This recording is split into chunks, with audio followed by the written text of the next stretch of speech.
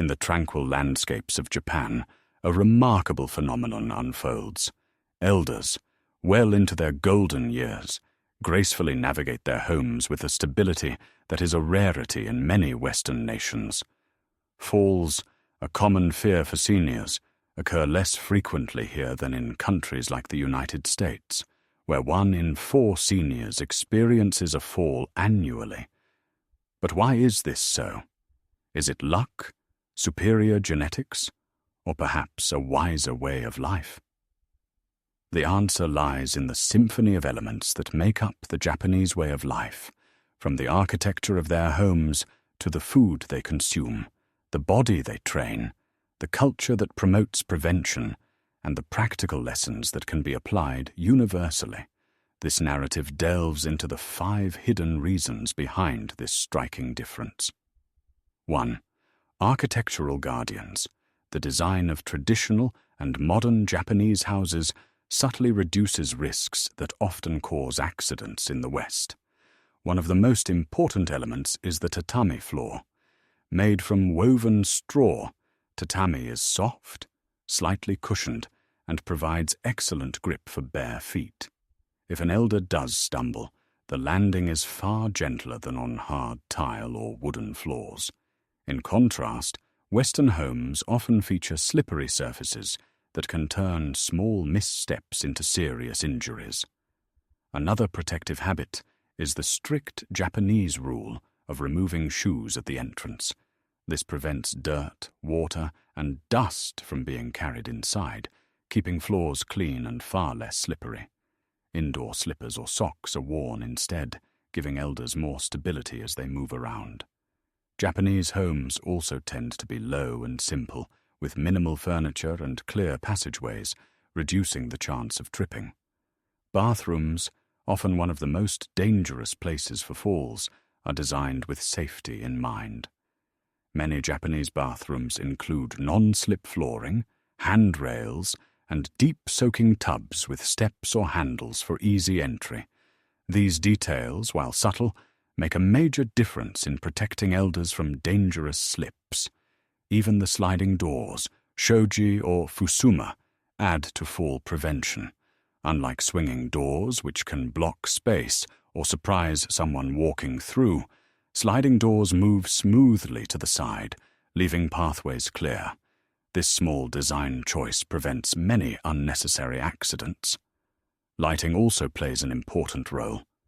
Japanese homes often favor soft but well-distributed light, with paper screens and lamps that reduce harsh shadows.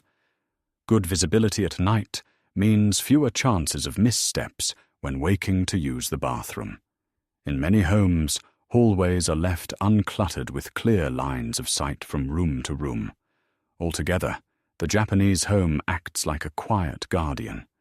Instead of relying on high-tech solutions or constant medical supervision, elders live in spaces where safety is woven into tradition and design. The architecture is not just about beauty. It's about respecting the body's changes with age and creating an environment where falls are far less likely. 2. Daily rhythms. In Japan, leg strength and balance are not only maintained through formal exercise, but through the rhythm of everyday life. What may look like small actions, sitting, standing, walking, quietly train the muscles that keep elders steady on their feet well into their 80s and 90s. One of the clearest examples is the practice of sitting on the floor. Instead of relying on tall chairs, many elders continue to use futons and low tables. Every time they lower themselves to the ground and rise back up, they activate the quadriceps, hips, and core muscles, the very areas that prevent falls. Walking is another pillar of daily strength. Unlike in many Western countries where driving dominates, Japanese elders often walk to the market, the train station, or even just around the neighborhood. These consistent short walks maintain balance, coordination, and endurance without the need for gyms or treadmills. Public life also encourages gentle activity. Train stations, shrines, and shopping streets often require climbing stairs or gentle slopes. This keeps elders accustomed to moving their joints in multiple directions rather than only walking on flat surfaces.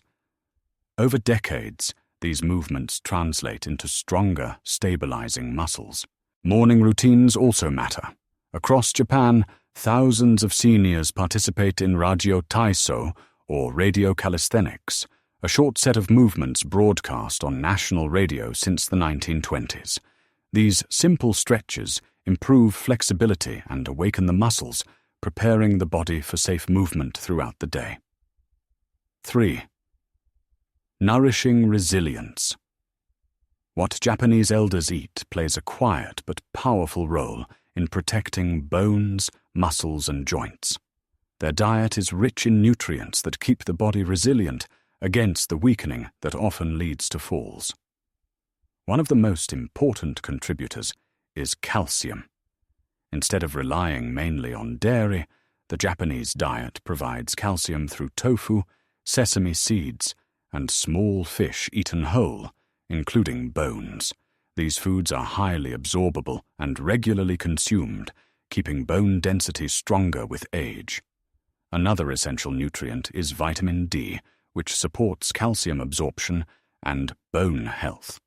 While sunlight exposure is one source, the Japanese diet also offers vitamin D through fish like salmon, sardines, and mackerel. This consistent intake prevents the silent bone weakening that increases fracture risk after falls. Protein is equally crucial. Japanese meals frequently include soy products, fish, and legumes, which provide the amino acids needed to preserve muscle mass. Maintaining muscle is just as important as bone strength, since weak muscles often lead to instability. Anti-inflammatory foods also play a protective role. Ingredients like miso, seaweed, green tea, and turmeric reduce joint inflammation, allowing smoother movement. Inflammation is one of the hidden enemies of balance, as it reduces flexibility and makes movements painful, discouraging elders from staying active. Here lies a valuable lesson for anyone over 60. The Japanese diet is not about restriction, but about building resilience from within. By focusing on balance, variety, and natural sources of nutrients, elders maintain bodies that are less fragile and more resistant to injury. 4. Culture of prevention. In Japan, aging is not seen as a weakness to hide. It is a stage of life respected by families and society. This cultural foundation changes how elders live, move, and prevent falls in the first place. One of the most important cultural factors is community support. In many neighborhoods, elders are not left alone or isolated. Instead, they are part of daily life. Shopping at local markets, joining group activities, or participating in morning exercises in the park. This constant social involvement keeps them active and less vulnerable to accidents at home. Respect for aging also shapes healthcare. Japan emphasizes preventive checkups and early interventions. Doctors and community health workers monitor mobility, balance, and bone health long before problems become serious. By identifying risks early, they prevent the dangerous cycle of falling, hospitalization, and loss of independence. There is also the influence of ikigai, the Japanese concept of having a reason to live. For elders, this may be tending a garden, caring for grandchildren, or participating in local festivals. Having purpose encourages daily activity, which keeps muscles and joints engaged. A body with purpose moves more, and a moving body is less likely to weaken and fall. 5. Practical lessons. While not everyone can live in Japan, the lessons that protect elders from falling can be applied anywhere.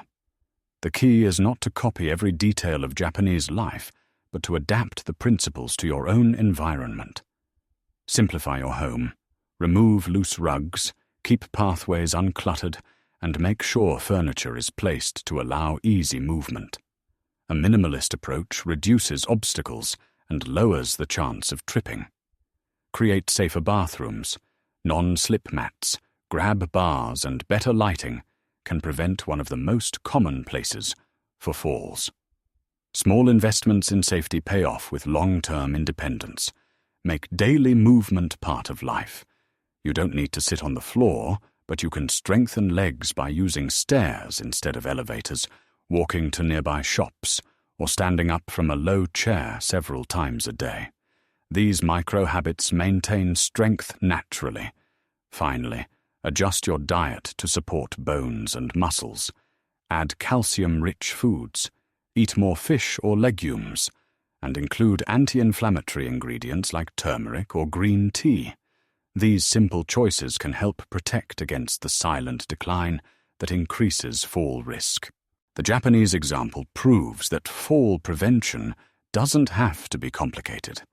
With a few thoughtful changes, any home in the West or elsewhere can become a safer place to grow old with dignity. Aging with dignity is not about chasing youth, but about shaping life so that each day feels steady and secure.